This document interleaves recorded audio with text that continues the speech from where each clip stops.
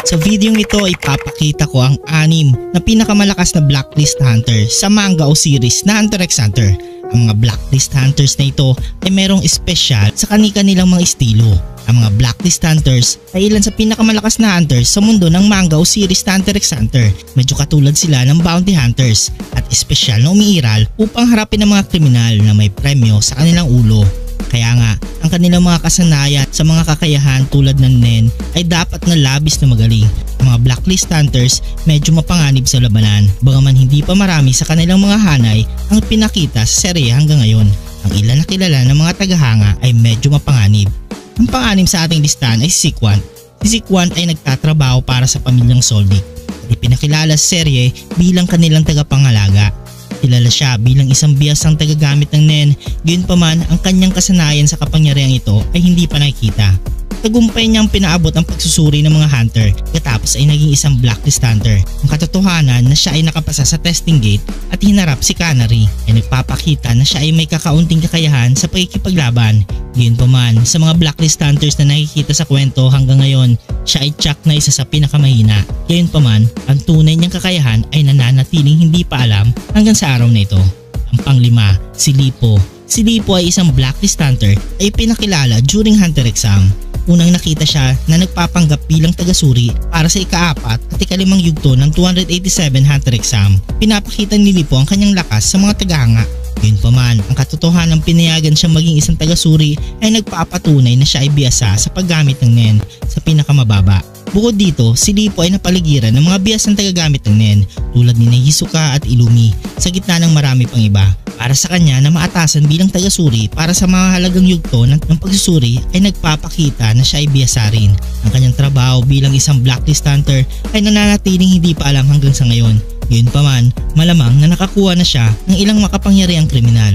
Pang-4, si Bushidora. Bushidora ay isa pang blacklist hunter na ipinakalala ng medyo huli sa serye pagkatapos ng Chimera Ant Arc. Ayon sa ipinakita sa sumunod na arc, siya ay membro ng disciplinary committee ng Hunter Association at malakas na ipinaglalaban ang revision ng 10 Rules of Hunters. Bilang isang blacklist hunter, tsak na biyasa siya sa pagkikipaglaban at ang katotohanan na siya ay mas mataas na posisyon sa Hunter Association ay nagpapahiwatig na hindi masama ang kanyang kasanayan. Kasamaang palad, hindi siya nakita sa pagkikipaglaban sa kwento. Namatay si Bushidora bago matapos ang 13th chairman election. Ang kanyang laban kay Hisoka ay lubusang hindi pinakita. Ang nakita ng lahat ng mga tagahanga ay ang kanyang sombrero sa paa ng huli. Ang pangatlo ay si Binold. Si Binold ay nag-debut sa Grid Island Arc ng Hunter x Hunter. Ayon kay Bisky, ang kanyang lakas ay katulad ng isang D-rank level monster sa Grid Island. Bago sumailalim si Nagon at Killua sa kanilang pagsasanay sa ilalim ni Bisky, siya ay kilala na mas malakas kaysa sa kanila. Ang kakayahan ni Binold ay nakikita sa kanya na umaasa sa isang pares ng mga tabak kung saan niya ginugupit ang buhok ng kanyang mga kalaban. Pagkatapos ay natutunan niya ang lahat ng bagay tungkol sa kanila sa pamamagitan ng pagkain nito. Ang pangalawa, si Seiyu.